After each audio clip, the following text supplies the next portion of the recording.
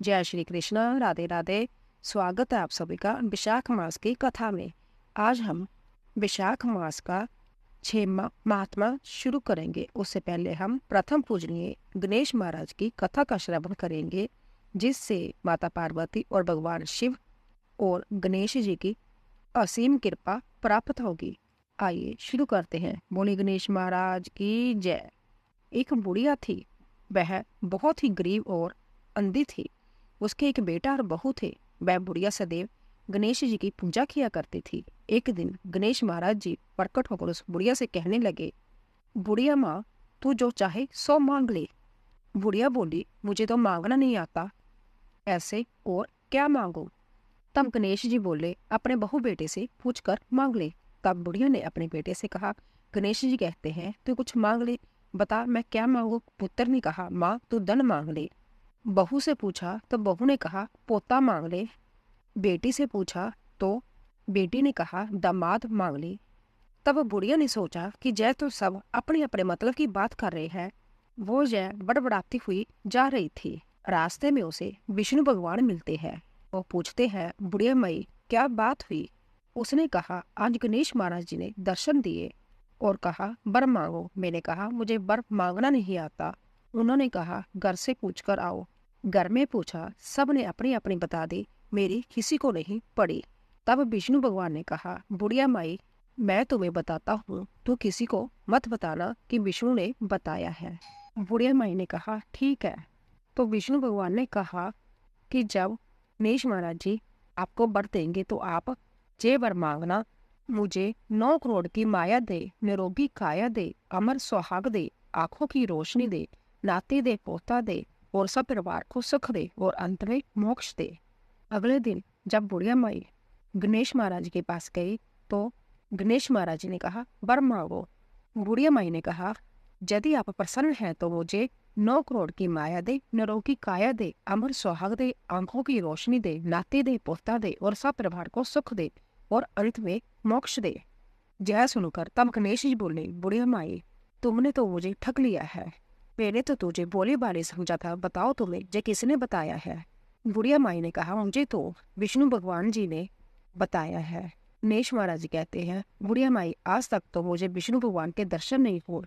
अगर तुम सच की हो तो मुझे भी विष्णु भगवान के दर्शन करवाओ। बुढ़िया माई एक टांग पर खड़ी होकर विष्णु भगवान को ध्याने लगी। विष्णु भगवान प्रकट हो, विष्णु भगवान प्रकट हो। विष्णु भगवान प्रकट होते हैं और बुढ़िया माई और गणेश महाराज जी दर्शन करते हैं। गणेश महाराज जी जैसे आपने बुढ़िया माई पर कृपा की है, सभी पर करना। आइए हम विशाख मास के 6वां अध्याय शुरू करते हैं। बोले विष्णु भगवान की जय।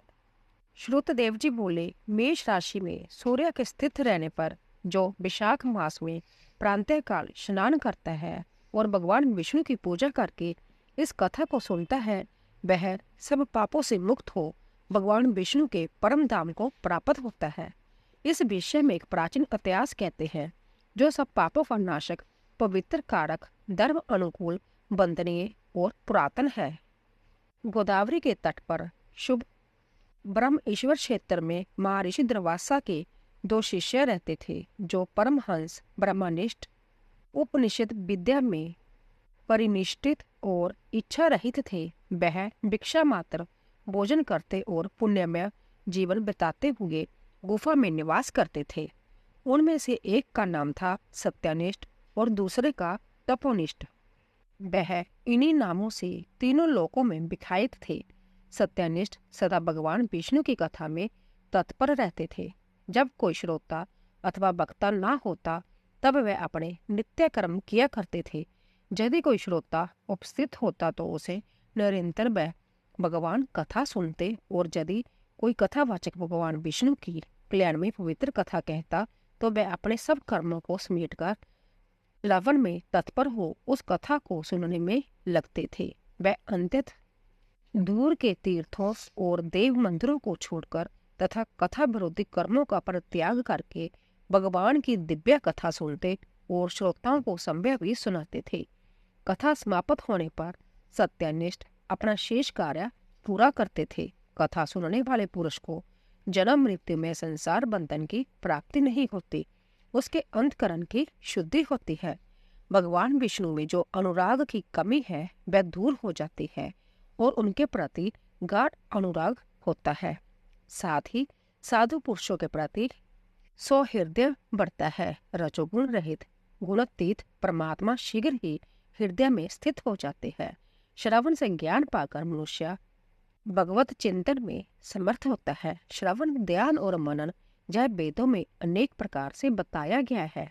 जहाँ भगवान विष्णु की कथा ना होती हो और जहाँ साधु पुरुष न रहते हो, वह स्थान साक्षात गंगा तट ही क्यों ना हो, निसंदेह त्याग देने योग्य है। जिस देश में तुलसी नहीं है अथवा भगवान विष्णु का मंदिर नहीं है, ऐसा स्थान निवास करने योग्य नहीं है। यह निश्चय करके मुनिवर सत्यानिष्ठ सदा भगवान विष्णु की कथा और चिंतन में संलग्न रहते थे। दुर्वासा का दूसरा शिष्य तपोनिष्ठ दुराग्रह पूर्वक कर्म में तत्पर रहता था। वह भगवान की कथा छोड़कर अपना कर्म पूरा करने के लिए इधर उधर हट जाता था। कथा की अवहेलना से उसे बड़ा कष्ट उठाना पड़ा। अंत में कथाप्रायण सत्यानिष्ठ ने ही उसका संकट से उद्धार किया। जहाँ लोगों के पाप का नाश करने वाली भगवान विष्णु की पवित्र कथा होती है, वहाँ सब तीर्थ और अनेक प्रकार के क्षेत्र स्थित रहते हैं। जहाँ विष्णु कथा रूपी पुण्यमयी नदी बहती रहती है, उस देश में निवास करने वालों की मुक्ति उनके हाथ में ही है। पूर्व काल में पंचाल देश में पुरुजशा नामक एक राजा थे, जो पुण्यशील एवं बुद्धिमान राजा पुरीजशा के पुत्र थे। पिता के मरने पर पुरुजशा राज्य सिंहासन पर बैठे। वह धर्म की अभिलाषा रखने वाले, शूरता, उदारता आदि गुणों से संपन्न और धनुर्विद्या में प्रवीण थे। उन महामती नरेश ने अपने धर्म के अनुसार पृथ्वी का पालन किया। कुछ काल के पश्चात राजा का धन नष्ट हो गया। हाथी और घोड़े बड़े बड़े रोगों से पीड़ित होकर मर गए। उनके राज्य में ऐसा भारी अकाल पड़ा जो मनुष्य का अंत्यत विनाश करने वाला था। पंचाल नरेश राजा पुरुजशा को निर्बल जानकर उनके शत्रुओं ने आक्रमण किया और युद्ध में उनको जीत लिया। तदंतर पराजित हुए राजा ने अपनी पत्नी शिखनी के साथ पर्वत की कंदरा में प्रवेश किया। साथ में दासी आदि सेवकगण भी थे। इस प्रकार छिपे रहकर राजा मन ही मन विचार करने लगे कि मेरी यह क्या अवस्था हो गई है। मैं जन्म और कर्म से शुद्ध हूँ, माता और पिता के हित में तत्पर रहा हूँ, गुरु भक्त, उदार, ब्राह्मणों का सेवक, धर्मपरायण, सब प्राणियों के प्रति दयालु, देव पूजक और जितेंद्रिय भी हूँ। फिर किस कर्म से मुझे यह विशेष दुख देने वाली दरिद्रता प्राप्त हुई है? किस कर्म से मेरी पराजय हुई और किस कर्म के फलस्वरूप मुझे यह वनवास मिला है? इस प्रकार चिंता से व्याकुल होकर राजा ने खिन्न चित्त से अपने सर्वज्ञ गुरु मुनिश्रेष्ठ जाज और उपजाज का स्मरण किया। राजा के आह्वान करने पर दोनों बुद्धिमान मुनीश्वर वहां आए। उन्हें देखकर पंचाल प्रिय नरेश सहसा उठकर खड़े हो गए और बड़ी भक्ति के साथ गुरु के चरणों में मस्तक रखकर प्रणाम किया।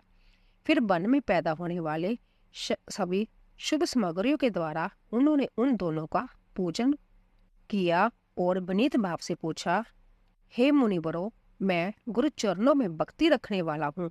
मुझे किस कर्म से यह दरिद्रता, कोष, हानि और शत्रुओं से पराजय प्राप्त हुई है? किस कारण से मेरा वनवास हुआ और मुझे अकेले ही रहना पड़ा? मेरे ना कोई पुत्र है, ना भाई है और ना हितकारी मित्र ही है। मेरे द्वारा सुरक्षित राज्य में यह बड़ा भारी अकाल कैसे पड़ गया? यह सब बातें विस्तार पूर्वक मुझे बताइए।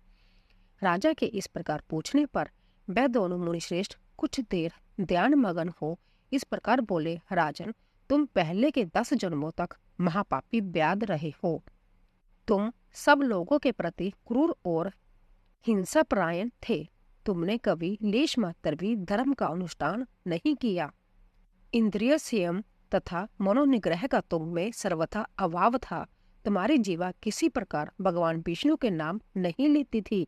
तुम्हारा चित्त गोविंद के चारों चरण बिंदुओं का चिंतन नहीं करता था और तुमने कभी मस्तक नवाकर परमात्मा को प्रणाम नहीं किया। इस प्रकार दुरात्मा व्याध का जीवन व्यतीत करते हुए तुम्हारे 9 जन्म पूरे हो गए। 10वां जन्म प्राप्त होने पर तुम साहा पर्वत पर पुण्य व्याध हुए। वहां सब लोगों के प्रति क्रूरता करना ही तुम्हारा स्वभाव था। तुम मनुष्यों के लिए जम के समान थे, दयाहीन, शस्त्रजीवी और हिंसा परायण थे। अपनी स्त्री के साथ रहते हुए राह चलने वाले पथिकों को तुम बड़ा कष्ट दिया करते थे, बड़े भारी शठ थे। इसी प्रकार अपने हित को ना जानते हुए तुमने बहुत वर्ष व्यतीत किए। जिनके छोटे छोटे बच्चे हैं, ऐसे मृगों और पक्षियों के वध करने के कारण तुम दयाहीन दो बुद्धि को इस जन्म में कोई पुत्र नहीं प्राप्त हुआ है। तुमने सबके साथ विश्वासघात किया है, इसलिए तुम्हारे कोई सहोदर बाही नहीं हुआ। मार्ग में सबको पीड़ा देते रहे, इसीलिए इस जन्म में तुम मित्र रहित हो। साधु पुरुषों के तिरस्कार से शत्रुओं द्वारा तुम्हारी पराजय हुई। कभी दान ना देने के दोष से तुम्हारे घर में दरिद्रता प्राप्त हुई। तुमने दूसरों को सदा उद्वेग में डाला, इसलिए तुम्हें दुस्सह वनवास मिला। सबके अप्रिय होने के कारण तुम्हें असाध दुख मिला है। तुम्हारे क्रूर कर्मों के फल से ही इस जन्म में मिला हुआ राज्य भी छिन गया है। वैशाख मास की गर्मी में तुमने स्वार्थवश एक दिन एक ऋषि को दूर से तालाब बता दिया था और हवा के लिए पलाश का एक सूखा पत्ता दे दिया था। बस जीवन में इस एक ही पुण्य के कारण तुम्हारा यह जन्म परम पवित्र राजवंश में हुआ है। अब यदि तुम सुख, राज्य, धन धन आदि संपत्ति, स्वर्ग और मोक्ष चाहते हो अथवा सामुज्य एवं श्री हरि के पद की अभिलाषा रखते हो तो विशाख मास के धर्मों का पालन करो। इससे सब प्रकार के सुख पाओगे। इस समय विशाख मास चल रहा है। आज अक्षय तृतीया है। आज तुम विधि पूर्वक स्नान और भगवान लक्ष्मीपति की पूजा करो। यदि अपने समान ही गुणवान पुत्रों की अभिलाषा करते हो तो सब प्राणियों के हित के लिए प्याऊ लगाओ। इस पवित्र विशाख मास में भगवान मधुसूदन की प्रसन्नता के लिए यदि तुम निष्काम भाव से धर्मों का अनुष्ठान करोगे तो अंतकरण शुद्ध होने पर तुम्हें भगवान विष्णु का प्रत्यक्ष दर्शन होगा। यूं कहकर राजा की अनुमति ले उनके दोनों ब्राह्मण पुरोहित जांच और उपजाच जैसे आए थे वैसे ही चले गए। उनसे उपदेश पाकर महाराज पुरुषा ने विशाख मास के संपूर्ण धर्मों का श्रद्धापूर्वक पालन किया और भगवान मधुसूदन की आराधना की। इससे उनका प्रभाव बढ़ गया तथा बंधु बांधव उनसे आकर मिल गए। फिर वह मरने से बची हुई सेना को साथ ले बंधुओं सहित पंचाल नगरी के समीप पाए और उस समय पंचाल राजा के साथ राजाओं का पुण्य संग्राम हुआ। महारथी पुरुषा ने अकेले ही समस्त महाबाहु राजाओं पर विजय पाई। विरोधी राजाओं ने भागकर विभिन्न देशों के मार्गों का आश्रय लिया। विजयी पंचाल राज ने भागे हुए राजाओं के कोष, 10 करोड़ घोड़े, 3 करोड़ हाथी, 1 अरब रथ, 10,000 ऊंट और 3 लाख खच्चरों को अपने अधिकार में करके अपनी पुरी में पहुंच दिया। विशाख धर्म के माध्यम से सब राजा बगल मनोरथ हो पुरुषा को कर देने वाले हो गए और पंचाल देश में अनुपम सुकाल आ गया।